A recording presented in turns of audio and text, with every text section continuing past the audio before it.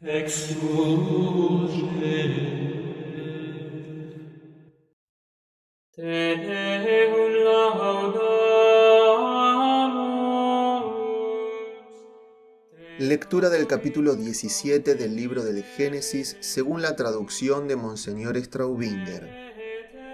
Dios renueva el pacto con Abraham por medio de la circuncisión.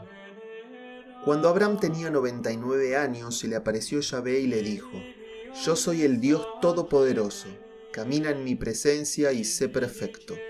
Yo estableceré mi pacto entre mí y ti y te multiplicaré sobremanera. Entonces Abraham se postró rostro en tierra y Dios siguió diciéndole: En cuanto a mí, he aquí mi pacto contigo. Tú serás padre de una multitud de pueblos, y no te llamarás más Abraham, sino que tu nombre será Abraham, porque te he puesto por padre de muchos pueblos. Te haré crecer sobremanera, y te haré padre de pueblos, y reyes saldrán de ti. Y estableceré mi pacto en mí y ti, y tu descendencia después de ti en la serie de sus generaciones, como pacto eterno para ser yo el Dios tuyo y el de tu posteridad después de ti.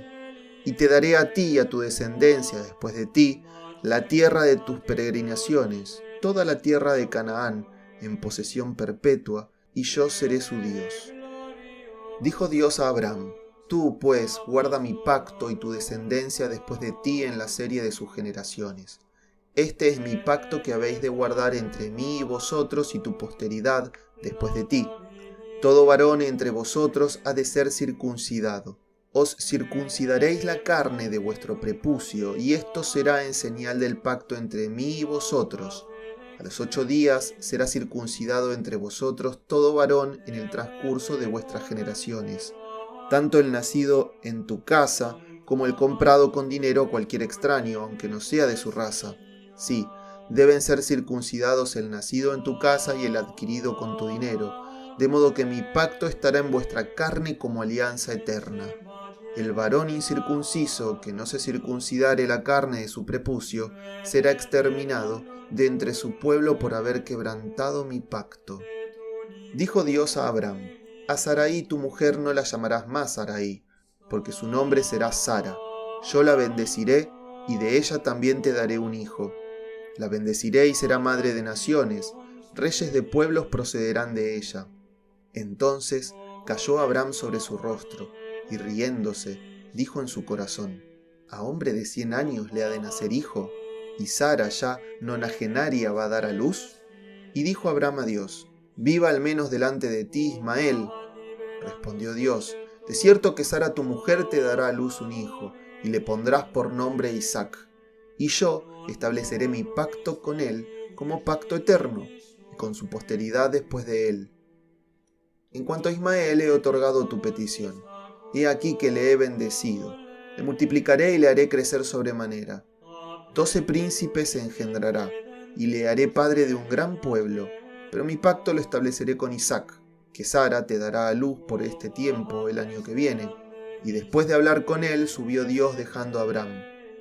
Tomó entonces Abraham a Ismael su hijo, y a todos los nacidos en su casa, y a todos los comprados con su dinero, y a todos los varones de la casa de Abraham, y en ese mismo día le circuncidó la carne del prepucio, como Dios le había mandado. Ismael su hijo era de 13 años cuando fue circuncidado en la carne de su prepucio. En el mismo día fueron circuncidados Abraham y su hijo Ismael, y todos los varones de su casa, los nacidos en su casa, y los comprados a extraños por dinero, fueron circuncidados juntamente con él. Comentarios de Monseñor Straubinger. La expresión El Shaddai, utilizada en el versículo 1, significa el Dios Todopoderoso, en hebreo. Los nombres que Dios se da a sí mismo tienen el más profundo significado. En Éxodo capítulo 3, versículo 14, se da el nombre de Yahvé, el que es, el eterno. Aquí oímos de su boca el nombre de Shaddai, con el cual solía manifestarse a los patriarcas. Es difícil darle una traducción adecuada. Por eso algunos, por ejemplo Nácar y Colunga, conservan la forma hebrea. Etimológicamente, Shaddai señala la invencible fuerza de Dios, por lo cual las versiones prefieren los términos omnipotente y todopoderoso. Sé perfecto. La perfección de los patriarcas consistía en caminar en la presencia del Señor, oír en toda la voz de Dios y de sus ángeles y llevar la antorcha de la fe a través de los siglos más oscuros.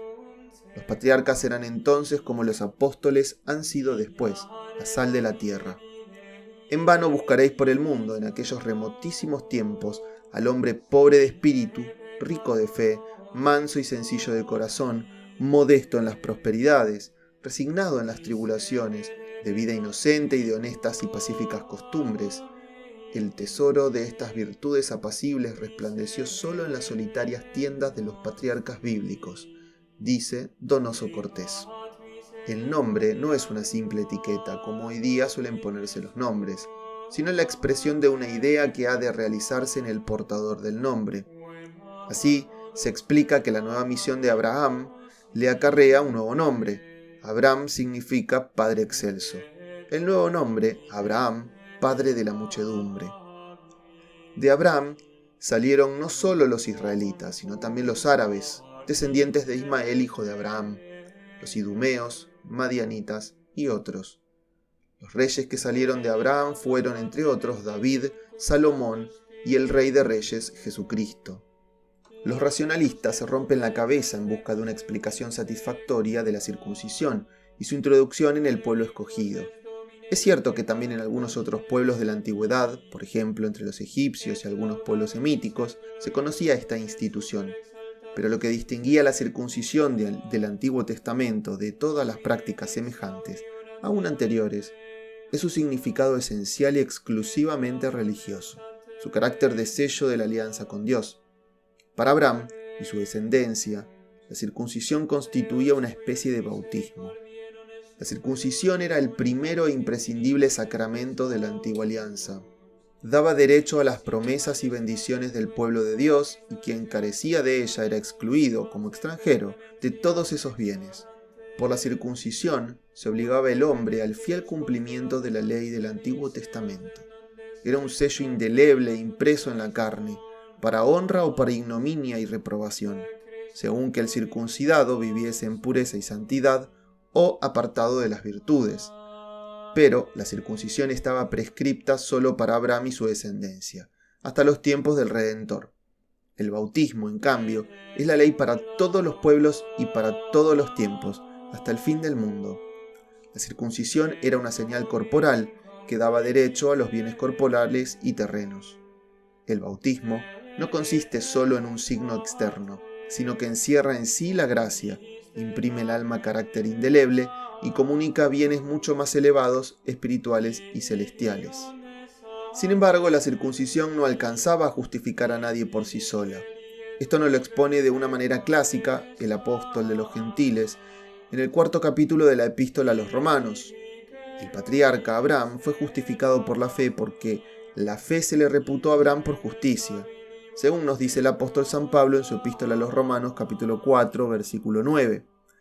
Era justo delante de Dios antes de ser circuncidado porque recibió la marca de la circuncisión como un sello de la justicia que había adquirido por la fe, cuando era aún incircunciso, para que fuese padre de todos los que creen en él sin estar circuncidados, como se nos dice en la misma epístola en su capítulo 4, versículo 11. De ahí la definición del Concilio Tridentino, que la fe es el principio de la humana salvación, el fundamento y la raíz de toda justificación. Sesión sexta, capítulo 8. Como se ve, Dios reprende ya desde el Antiguo Testamento la confianza orgullosa de los judíos en la circuncisión carnal, como lo hiciera más tarde San Pablo en la epístola a los Romanos, capítulo 2, versículo 28 y siguientes, cuando dice: no es judío el que lo es exteriormente, ni es circuncisión la que se hace por fuera de la carne. Antes bien, es judío el que lo es en lo interior, y es circuncisión la del corazón, según el espíritu y no según la letra, cuya alabanza no es de los hombres, sino de Dios.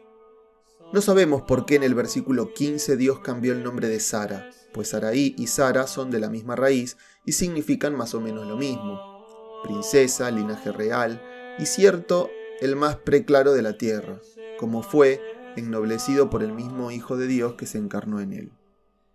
En el versículo 17 se refiere a la risa de Sara. Pero esta es una risa no de desconfianza, sino de asombro y gozo ante lo grande e inesperado que no acababa de creer.